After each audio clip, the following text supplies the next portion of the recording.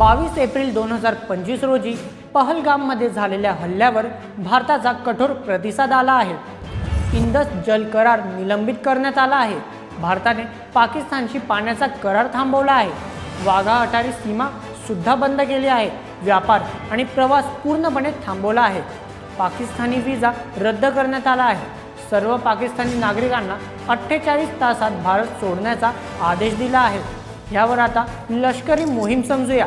दहशतवाद्यांना पकडण्यासाठी मोठी शोध मोहीम सीमेवर सतर्कता पाळण्यात आली आहे। पाकिस्तानने हल्ल्याचा निषेध केला आहे, पण भारताने त्यांच्यावर दहशतवाद्यांना पाठिंबा देण्याचा आरोप केला आहे।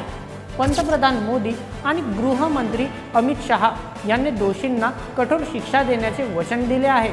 काश्मीरमध्ये निषेध पाळले गेले आहे। हा हल्ला पर्यटनावर परिणाम करू शकतो, पण भारत दहशताविरुद्ध एकजुटने लढतोय। हे प्रकरण पूर्ण समजून घेण्याकरिता डिस्क्रिप्शनमध्ये दिलेल्या लिंकवर क्लिक करा। ही माहिती आवडली असेल तर बोल एमएचच्या इंस्टाग्राम पेजला फॉलो करा।